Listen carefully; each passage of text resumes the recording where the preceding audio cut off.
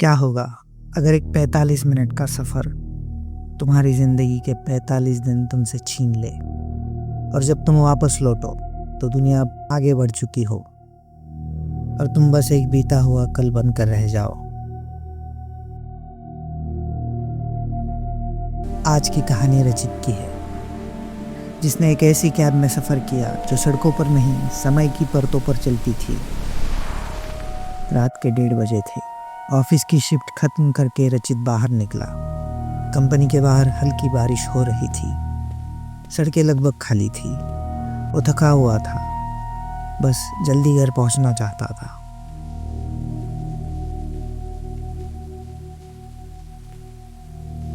उसने मोबाइल निकाला और कैब बुक करने लगा, लेकिन उस समय एक भी कैब अवेलेबल नहीं थी। तभी कुछ सेकंड बाद एक कैब उसके सामने आकर रुक गई। रचित ने नंबर प्लेट देखी, 404। उसे अजीब लगा क्योंकि ये कैब उसने बुक नहीं की थी, लेकिन बारिश और थकान के कारण वो ज़्यादा सोच नहीं पाया और अंदर बैठ गया। कहाँ जाना है? ड्राइवर ने धीमी आवाज़ में पूछा। रचित ने एड्रेस बताया और गाड़ी चल पड़ी। करीब 3 मिनट बाद रचित ने टाइम देखने के लिए अपना फ़ोन निकाला, लेकिन स्क्रीन देखते ही उसके होश उड़ गए। 327 नोटिफिकेशन। ये कैसे हो सकता है? अभी कुछ मिनट पहले तो सब नॉर्मल था। उसने फ़ोन खोला।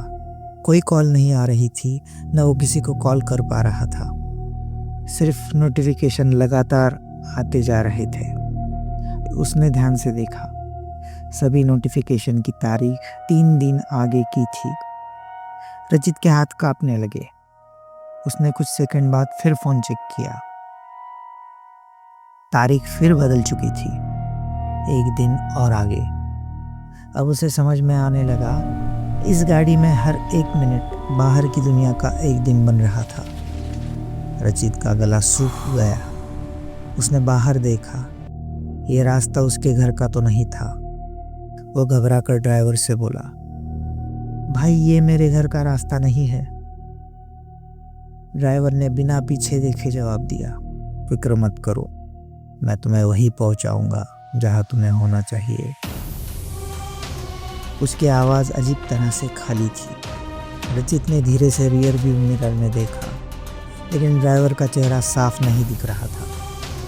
फिर उसकी नज़र नीचे गई। ड्राइवर के पैर उल्टे थे। रचित का दिल जोर से धड़कने लगा।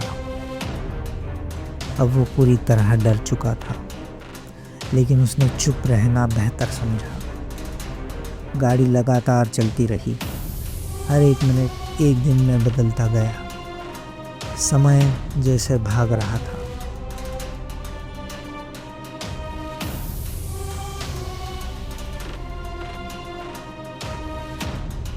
और लगभग 45 मिनट बाद कैब एक सुनसान अनजान जगह पर रुक गई।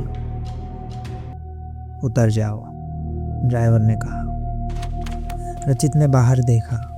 वो जगह उसने कभी नहीं देखी थी। वो डरते हुए नीचे उतरा और जैसे ही उसने पीछे मुड़कर देखा, कैब गायब हो चुकी थी। पूरी रात रचित भटकता रहा। डर, थकान और कंफ्यूजन के बीच किसी तरह अगले दिन वो अपने घर पहुंचा। दरवाज़ा खुलते ही उसकी पत्नी उसे देखकर रो पड़ी। तुम कहाँ चले गए थे? 45 दिन से गायब हो। रचित कुछ बोल नहीं पाया। घर का माहौल बदल चुका था।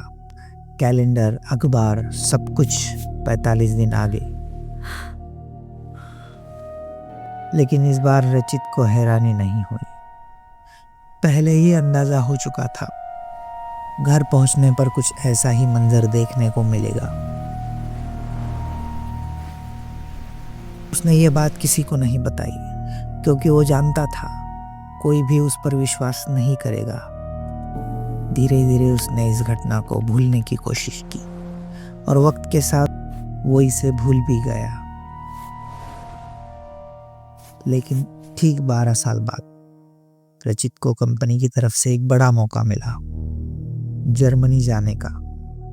वो फ्लाइट में बैठा, बाकी यात्री भी थे। कोई सो रहा था, कोई फ़ोन चला रहा था, सब कुछ नॉर्मल था। रचित अपनी सीट पर आराम से बैठ गया।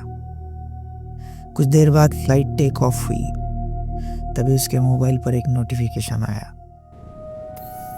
रचित का चेहरा अचानक सख्त हो गया। उसकी आंखों में वही पुराना डर लौट आया। वो नोटिफिकेशन था, वेलकम टू फ्लाइट 404। कहानी यही खत्म होती है, लेकिन एक सवाल छोड़ जाती है। पिछली बार 45 मिनट का सफ़र रचित को 45 दिन आगे ले गया था, तो इस बार कई घंटों की फ्लाइट उसे और उसके साथ बैठे पैसेंजर्स को कितने साल आगे ले जाएगी।